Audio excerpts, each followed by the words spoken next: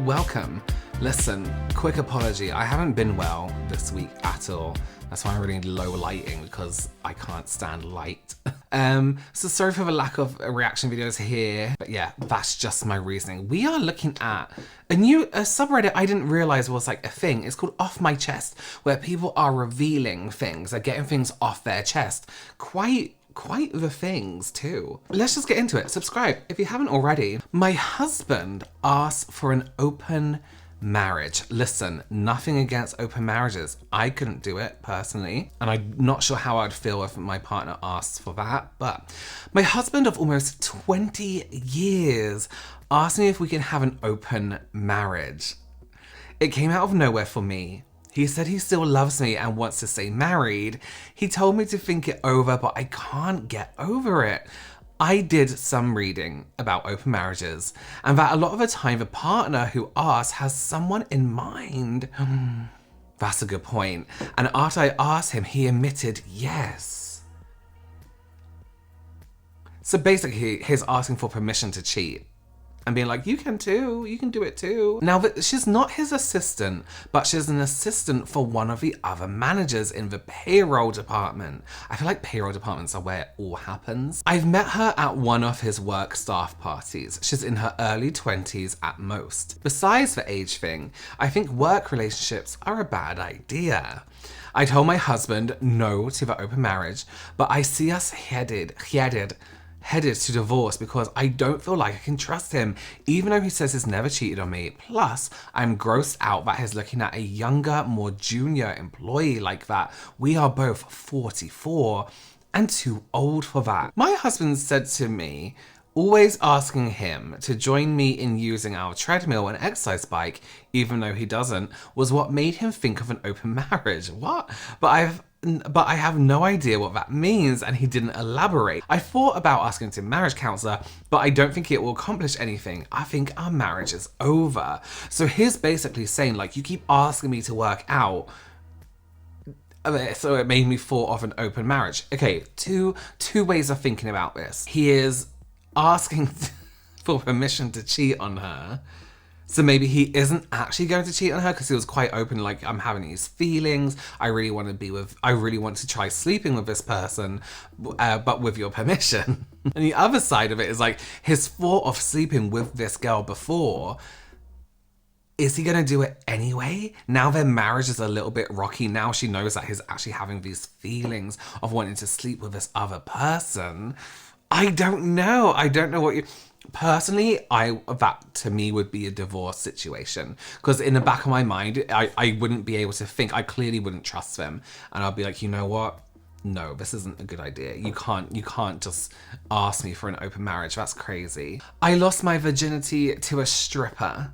I, 18 male, lost my virginity to a stripper a few nights ago, and feel so much regret and shame. Me and my friends were partying at a club and I got hammered. After the club, the whole friend group went to the strip club, and after a bit in there, while I was getting a private dance, the stripper asked me if I wanted a blowjob or sex. I don't completely remember the entire thing since I was drunk. Now that I'm sober, I completely regret this, as I'm scared as how this is going to affect future relationships when the topic of if I'm a virgin pops up. My friends made fun of me for a bit, but realized that I hate what I did, so they slowed down on it. That's kind of them. I have been feeling so lonely lately, so I think that's why I caved in. But it really opened my eyes on trying to figure out what's going on mentally since I made a grave mistake. I just don't know how to deal with this regret and shame, feeling nauseous, anxious 24/7, and I'm struggling with dealing with this. Not to downplay how you feel, but it's really not that deep, in my opinion. Yes, you made, this is a mistake to you, and perhaps it wasn't the best first time, but don't beat yourself up over it. It happened. It happened now. It was your first time, yes, but you know what? Now there's a first time to actually do it with someone that you like. A first time to do it with someone that you love. I have never been in a position where someone comes up to you and be like, so how was your first time having sex with someone? Like, even in relationships that I feel like that doesn't happen. Am I wrong? I feel like that's not something you just ask people. How was your first time? If someone says, how was your first time? Be like, oh, it was awful. I was drunk. Done. People shouldn't beat themselves up over shit like this. Yes, you regret it, but no shame. You're fine.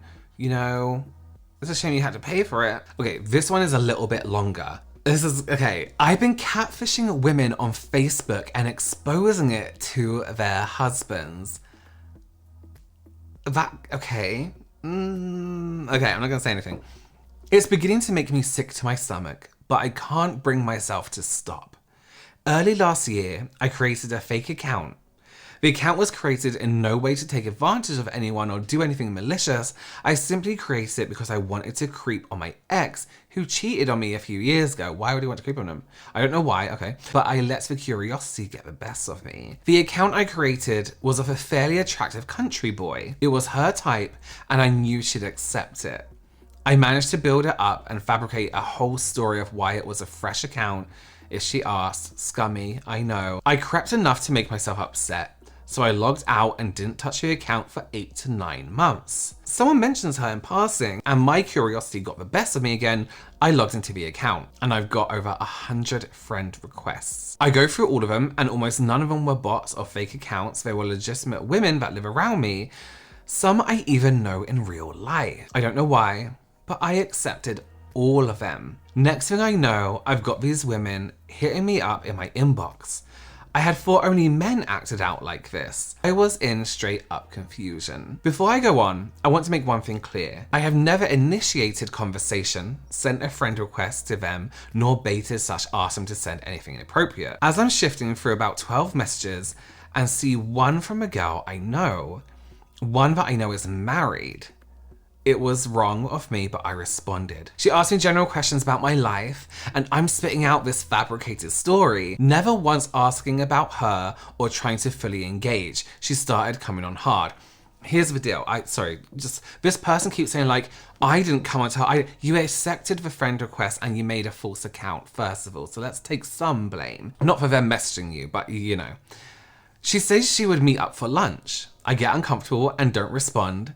The next day she messages me, trying to brush it off. I say it's okay and move on with my day. I see a message come through again and she's coming in harder. She sent a lingerie picture.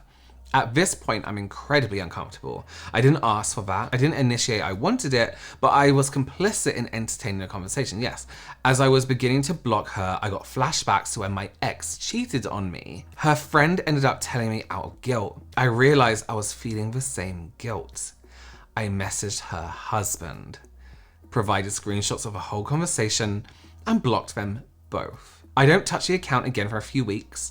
On my real account, I see not so vague posts about him leaving her.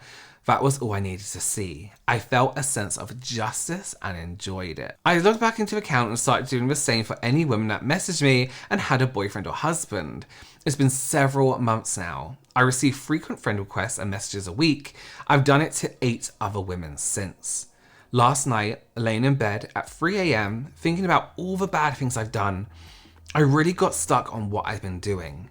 I feel an immense amount of guilt, lying and ruining relationships, but I also feel a sense of justice that I had gotten when I found out I was being cheated on. I know I should stop, but I feel like I'm doing some sort of good. I feel, okay, this person is creepy from the get-go. Listen, I understand maybe like trying to go on social media, going online and trying to find someone from school or an ex and seeing what they're up to from your profile. And if that profile is private, you're like, oh, well, I can't see anything else.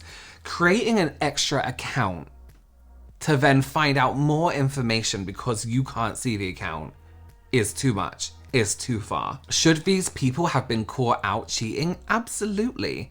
Perhaps this is the wrong way though. I don't know. Is justice justice, even if it's been done by a creep? Let me know. You're gonna have to let me know on that one because I can't. I have no. Well, I do have opinion, but I also don't. I dropped gravy on my brand new school book, and now I feel like crying. I was flipping through my new sessions physics book today while having a late lunch. Weird thing to do, I know, and I probably shouldn't have done it, but I couldn't resist cracking it open and just seeing what's in store for me to learn this new season. I'm sure it's fine. Also, I was planning on skipping lunch because I hadn't really felt like it, so I was hungry as hell, right? I was taking out a last serving of gravy when it happened. I saw it coming a millisecond before it happened. I had positioned the book right before my plate, stupid me, and accidentally dropped a few drops of gravy on the side. That was my new book. I wanted to make it very personal and close to me. I wanted to fill it up with sticky notes and stuff. I wanted to cherish its beautiful smell while it lasted. I wanted to personalize it such that when my friends saw it, they could know this book was mine from just peeking inside. I love abused books.